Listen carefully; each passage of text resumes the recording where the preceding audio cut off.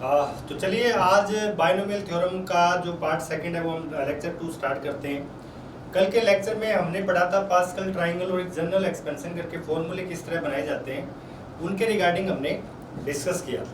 तो उसके आगे जो पॉइंट नंबर 2 है बेटे, पॉइंट नंबर 2 में हम क्या पढ़ेंगे कि आपकी टोटल टर्म्स निकाली कैसे जाती है।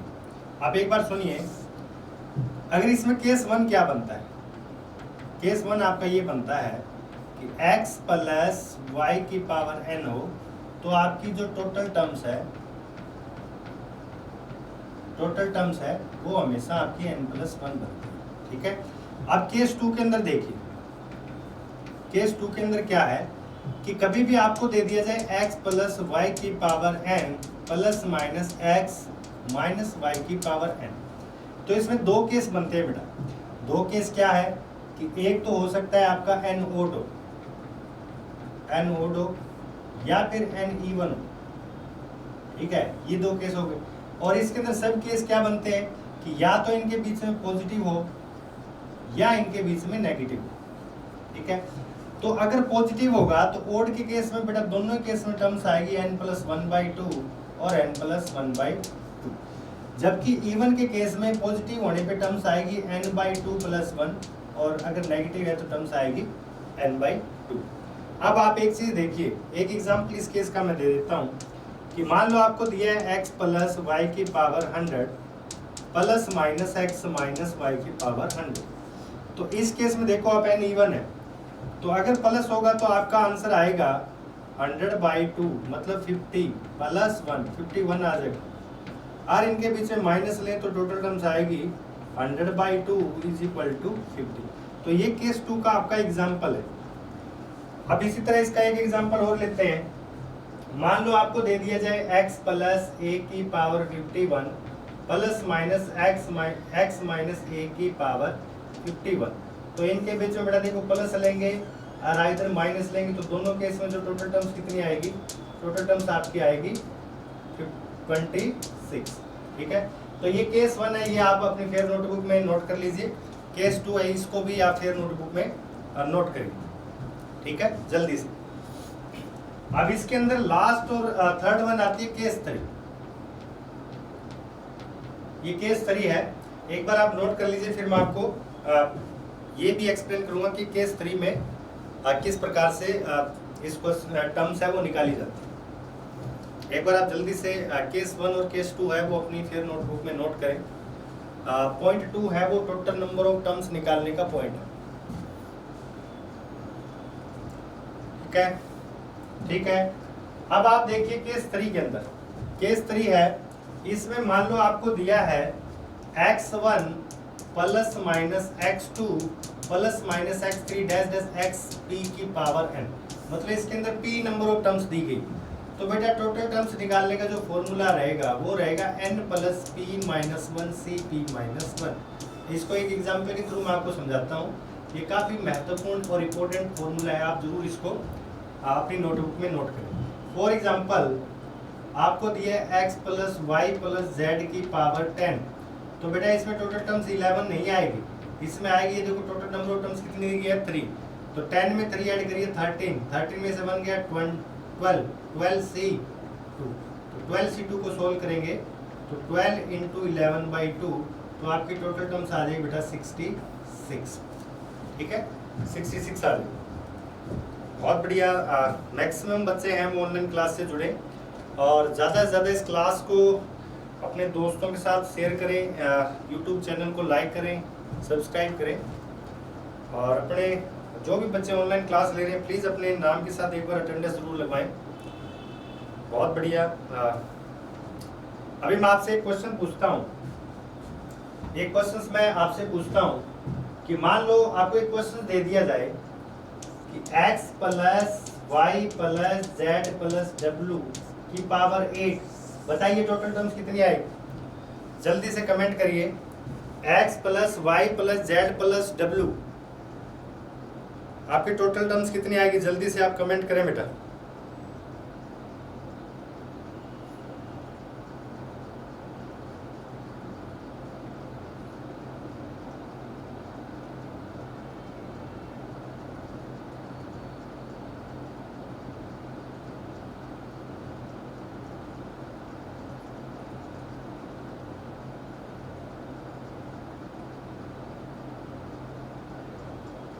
जल्दी से कमेंट करिए। तो n की वैल्यू 8 है और टोटल कितनी है 4। तो 8 + 4 कितना हो गया 12। 12 में से 1 गया 11 C3। 11 से 3 इसको सोल्व करेंगे तो 11 × 10 × 9 डिवाइड बाई 6। तो ये कैंसिल आउट हो गया बेटा 3 टाइम 2 टाइम, ये कैंसिल हो जाएगा 5। तो 11 × 15 कितना हो गया 165। जिन जिन बच्चों का 165 राइट आंसर है, बहुत बच्चों ने कमेंट किया, जबरदस्त। आप अपने आंसर को जरूर कमेंट करें। 165 राइट आंसर है। तो चलिए अब जो आपका कंसेप्ट है बेटा वो है जनरल एक्सपेंशन।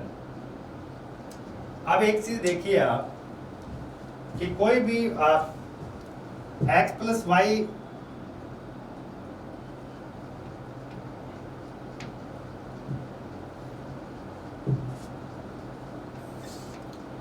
x + y की पावर n है। इसमें आपको पता है बेटा कि टोटल टर्म्स कितनी होगी, टोटल टर्म्स आपकी होगी n + 1। ठीक है बेटा, टोटल टर्म्स आपकी हमेशा n + 1 आएगी। अब अगर पर्टिकुलर हमें tr + 1 टर्म्स निकालना है तो इसका फॉर्मूला हो जाए बेटा NCR x की पावर n - r और y की पावर r। ये चीज आप ध्यान रखें, ठीक है। फॉर एग्जाम्पल अगर हमें x + y की पावर 6 में थर्ड टर्म निकालनी है तो r की वैल्यू हमें 2 ही लेनी है। 2 + 1 ऑटोमेटिक फॉर्मूले में एडजस्ट हो जाएगा। 6c2 x की पावर 6 में से 2 गया 4 y2। अब 6c2 की वैल्यू कितनी होती है बेटा, 6c2 की वैल्यू 15 × x 4 y2। अगर आप पास्कल ट्राइंगल को यूज करेंगे तो एक बार आप चेक कर सकते हैं कि थर्ड टर्म है वो आपकी यही आएगी, क्योंकि n = 6 के लिए कोएफिशिएंट क्या थे, n = 6 के लिए कोएफिशिएंट थे 1 6 10 15 10 6 1। आप एक बार कल के नोट्स में पास्कल ट्राइंगल में चेक करोगे तो n = 6 के लिए कोएफिशिएंट थे आपके 1 6 10 15 10 6 1। ये आपके कोएफिशिएंट थे।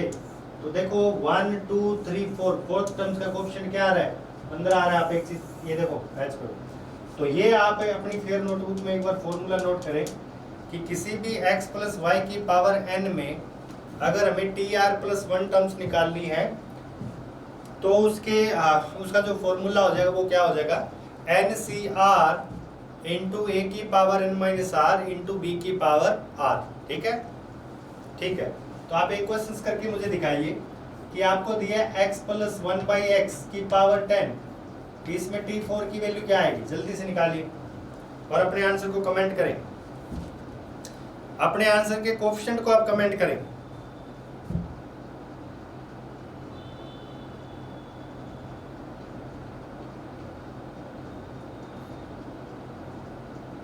अपने आंसर को आप कमेंट करें जल्दी से।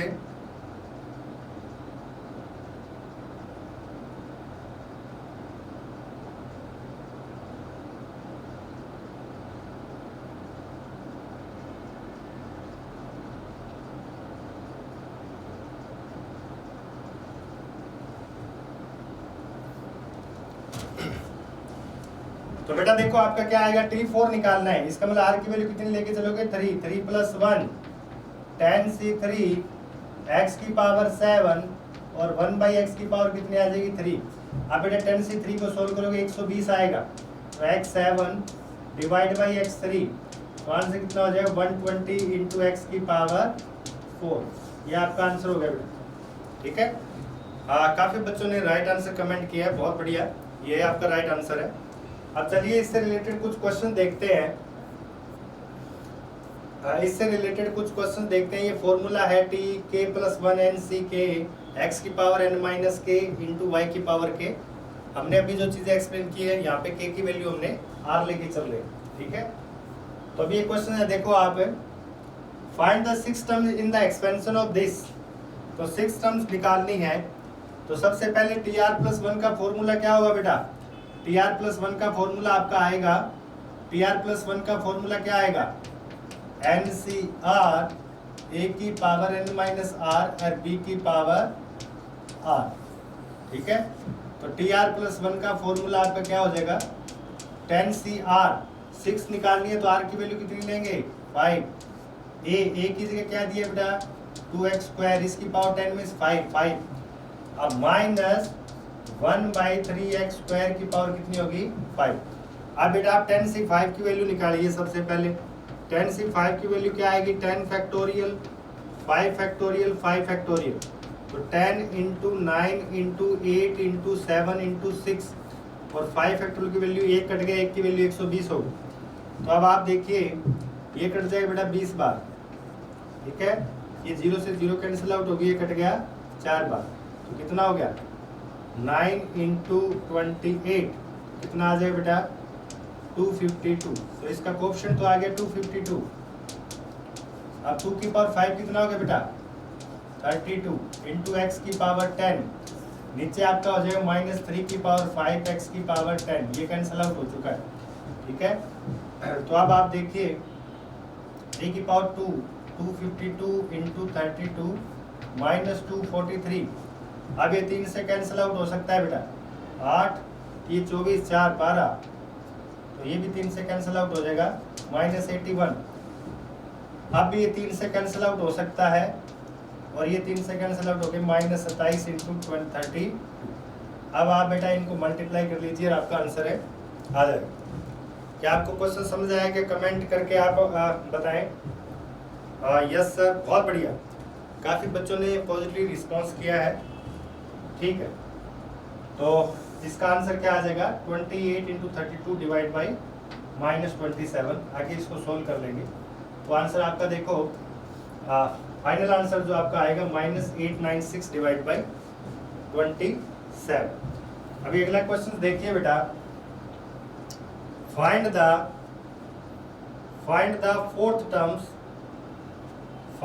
Fourth terms from and.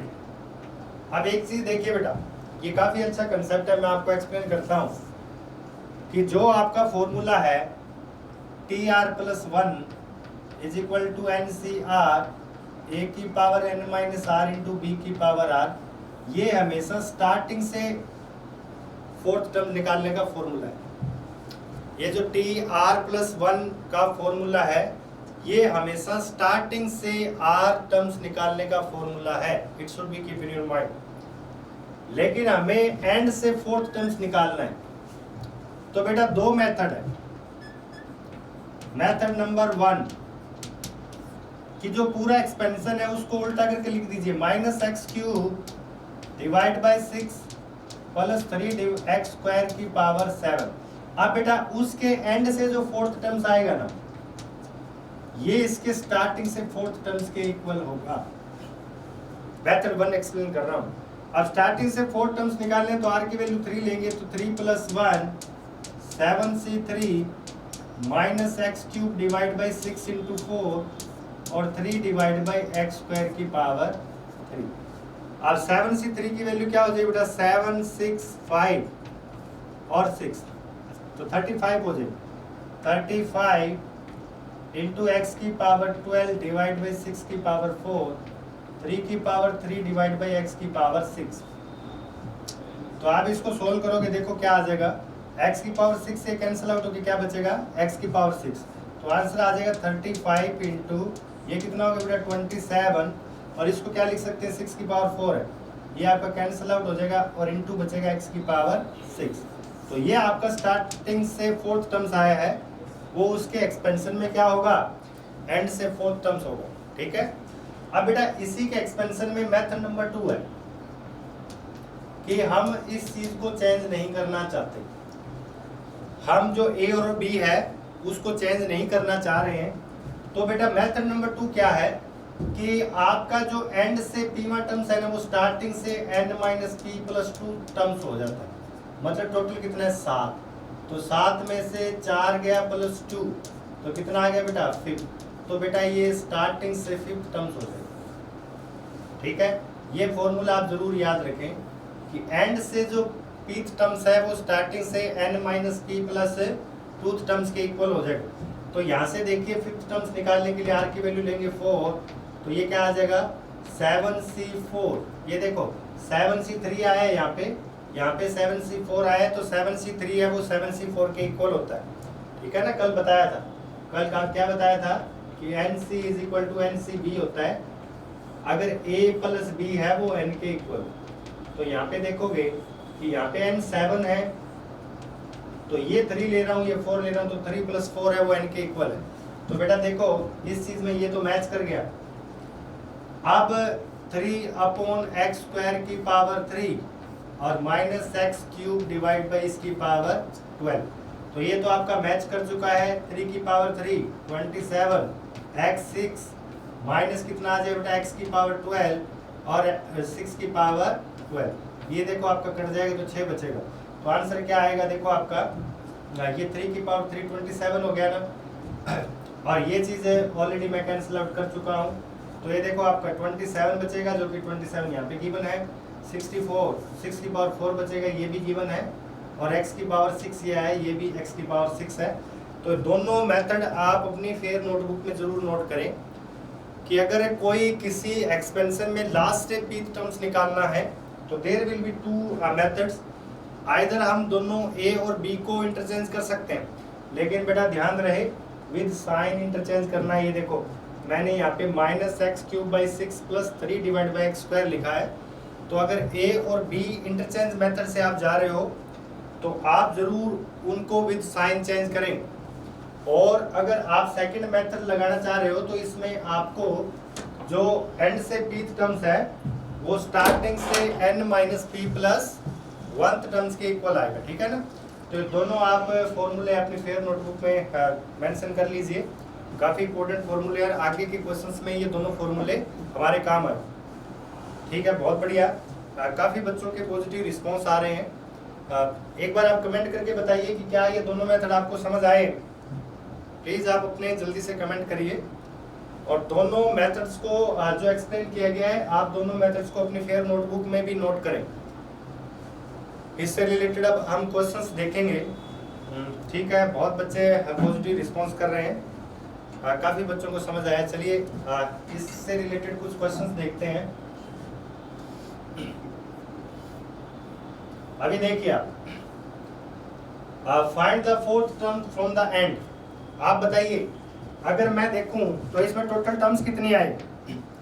अगर यहाँ पे देखें तो पावर 7 है तो टोटल टर्म्स आपकी हमेशा कितनी आती है n+1, टोटल टर्म्स कितनी आ जाएगी 8 आ जाएगी।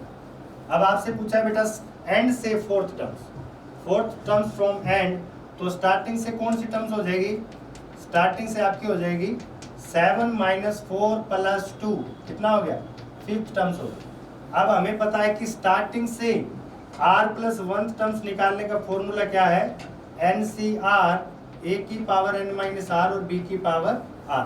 तो बेटा आप स्टार्टिंग से 5th टर्म्स निकालनी है, तो यहाँ पे r की वैल्यू क्या पुट कर दोगे, यहाँ पे r की वैल्यू 4 पुट कर दोगे, आपका आंसर आ जाएगा। हाँ जी, सेकंड मेथड वो भी यूज कर सकते हैं कि इनको आप इंटरचेंज कर दीजिए विद साइन। तो इंटरचेंज करोगे तो x³ divide by 6 plus 3 divide by x square की पावर कितना हो जाएगा 7। अब इसके एक्सपेंशन से एंड से फोर्थ टर्म्स है बेटा, वो इसके एक्सपेंशन में स्टार्टिंग से फोर्थ टर्म्स हो जाएगा। बहुत बढ़िया, आप ये भी मेथड यूज कर सकते हो, ठीक है। तो चलिए नेक्स्ट क्वेश्चन पे चलते हैं। अभी आपको 4 क्वेश्चंस ओवरऑल दिए गए।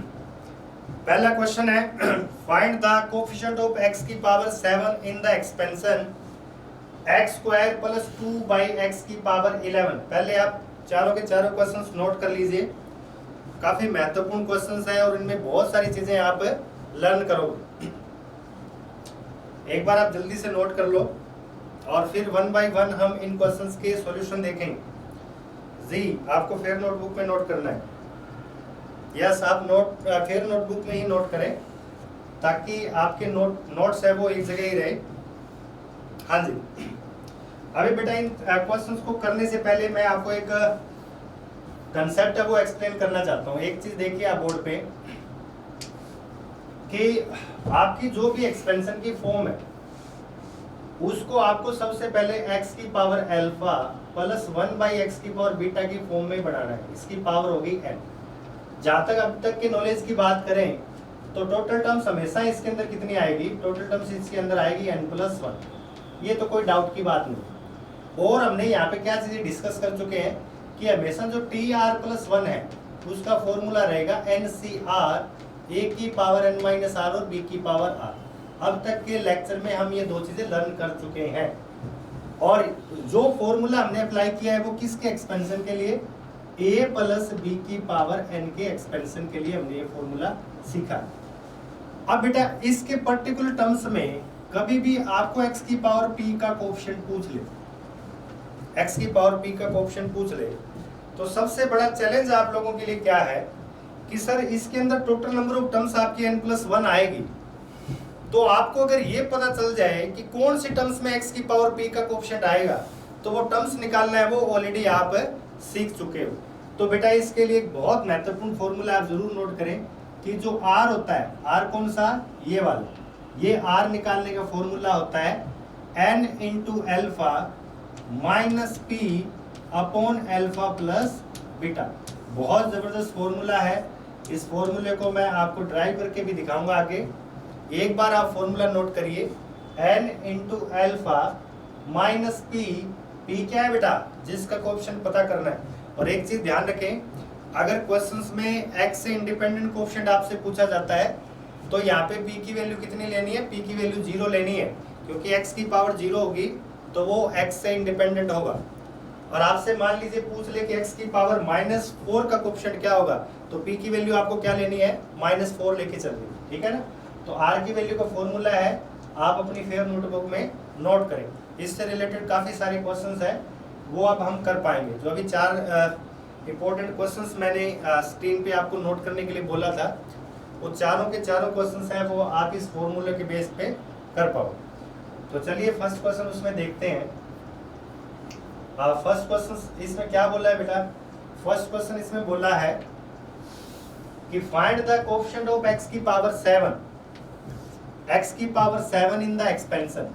तो बेटा सबसे पहले अगर मैं फर्स्ट क्वेश्चन की बात करूं तो मुझे बताइए इसमें टोटल टर्म्स कितनी आएगी। टोटल टर्म्स आपकी आ गई 12, क्योंकि बेटा n11 दिया है और एक्सपेंशन में टोटल टर्म्स n+1 होती है। अब एक चीज नोट करिए आप कि आपको r की वैल्यू निकालनी है, तो r की वैल्यू का फॉर्मूला होगा, इस 11 को इस 2 से मल्टीप्लाई करो, कितना हो गया 11 × 2 22 माइनस p, मतलब कि इसका कोएफिशिएंट पता करना है 7 का, तो -7 कर दीजिए, divide by alpha plus beta, beta कितना है बेटा यहाँ पे 1, तो 3 से डिवाइड कर दीजिए, तो ये कितना बचेगा बेटा 15 डिवाइड बाय 3, तो r की वैल्यू आपकी आ गई 5। r की वैल्यू 5 आने का मतलब क्या है कि टर्म्स कौन सी होगी, एक बार कमेंट करके मुझे बताइए कि अगर r की वैल्यू 5 आई है तो टर्म्स कौन सी होगी। बहुत बढ़िया, 2 बच्चों ने आंसर किया है, टर्म्स होगी 6, बहुत बढ़िया। अगर r की वैल्यू बेटा 5 आ रही है तो टर्म्स कौन सी होगी 6, मतलब हमें आइडिया लग गया कि इसके अंदर जो टोटल एक्सपेंशन के बाद टर्म्स आएगी 22, उसमें से इसमें जो एक्सपेंशन में टर्म्स आएगी उसमें से 6 टर्म्स ऐसी होगी जिसमें x की पावर 7 का कोएफिशिएंट आएगा। तो r5 लेके चलते हैं बेटा और इसका एक्सपेंशन करते हैं, तो t6 क्या हो जाएगा 11c5 x² की पावर 6 और 2 डिवाइड बाई x की पावर 5। अब आप देखिए बेटा ये x की पावर क्या हो गया, मैं अगर रेड पेन से यहाँ पे दिखाऊं तो ये x की पावर 12 हो गया, ठीक है ना, क्योंकि पावर पावर मल्टीप्लाई होगी, और ये x की पावर 5 है, तो x की पावर 12 5 से कट के क्या बचेगा x की पावर 7। अब देखो बेटा 11c5 की वैल्यू आप फाइंड आउट कर सकते हो फैक्टोरियल या NCR मेथड से। यहाँ पे क्या दिया है 2 की पावर 5, तो आपका x की पावर 7 का उसका कोएफिशिएंट क्या आ जाएगा 11c5 × 2 की पावर 5, ठीक है, इसको कैलकुलेट कर सकते हैं। बहुत बढ़िया।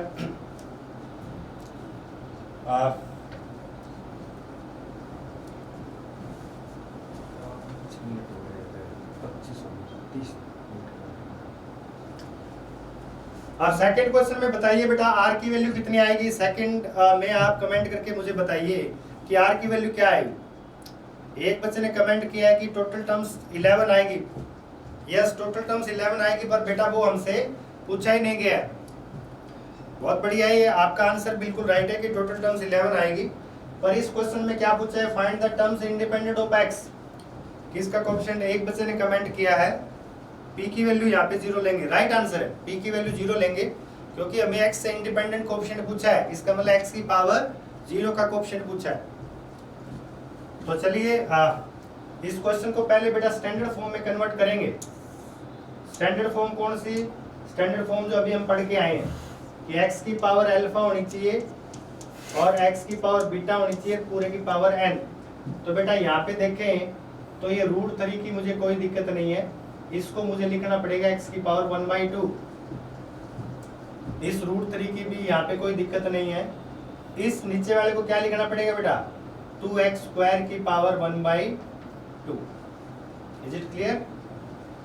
और आपकी पावर कितनी आ जाएगी, 10 आ जाएगी। ठीक है, तो अब हमें r की वैल्यू निकालनी है, तो 10 × 1/2 कितना हो गया, 5 माइनस 0, 1/2 प्लस 1/2 कितना हो गया बेटा, 1 हो गया। तो आपकी r की वैल्यू कितनी आई है, 5। 4 बच्चों ने कमेंट किया r की वैल्यू 5 इज राइट आंसर। अब बेटा आप 5 का फॉर्मूले में अप्लाई कर दीजिए, tr+1 के फॉर्मूले में r की वैल्यू 5 डालिए और आप जल्दी से कमेंट करके मुझे आंसर बताएं।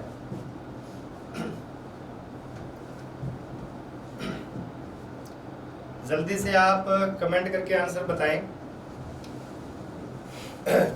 हाँ जी r की वैल्यू 5 लेके चलेंगे। टर्म्स नंबर हो जाएगी T6, टोटल टर्म्स हो जाएगी 12 और इसमें हो जाएगी 11 में से आपको 6 टर्म्स निकालना है।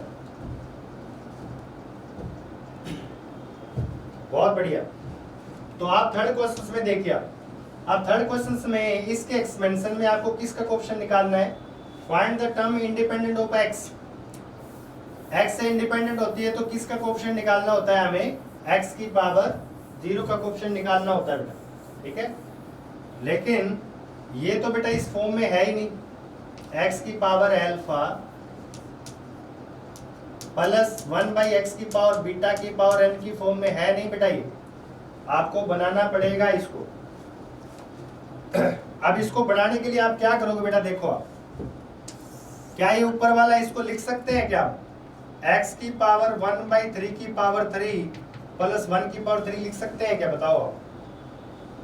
a³ प्लस b³ का फॉर्मूला क्या होता है, इसका फॉर्मूला होता है बेटा a प्लस b मतलब x की पावर 1/3 प्लस 1 इंटू a², तो x की पावर क्या आ जाएगा 2/3 प्लस b² प्लस 1 हो जाएगा, माइनस क्या हो जाएगा बेटा a पर।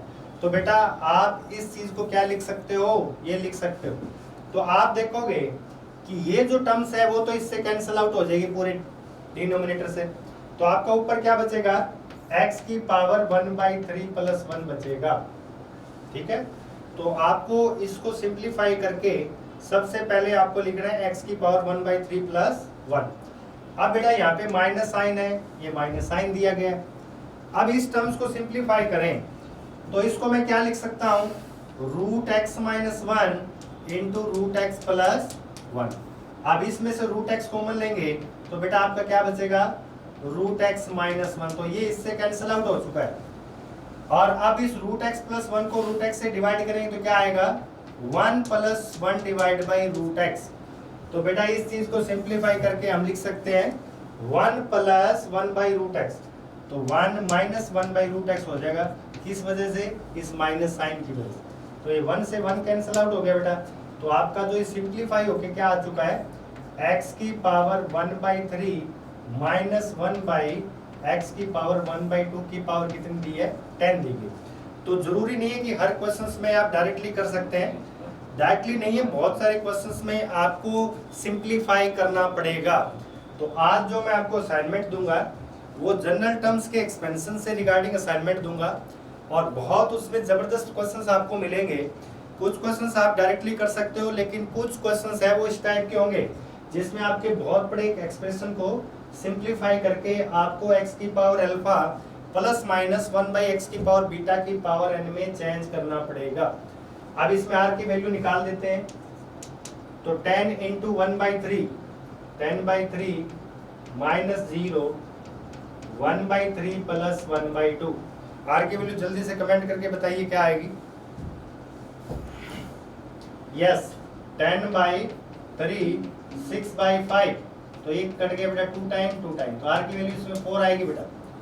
तो इसमें r की वैल्यू 4 आने का मतलब आपको कौन सी टर्म्स निकालनी है, 5। तो बेटा आज जो जनरल एक्सपेंशन से रिगार्डिंग आपको कंसेप्ट बताया है, और बहुत ज़्यादा मैक्सिमम क्वेश्चन जो आप एक्सरसाइज में देखोगे तो इसी कंसेप्ट से रिगार्डिंग बाइनोमियल एक्सपेंशन चैप्टर में मिलेंगे।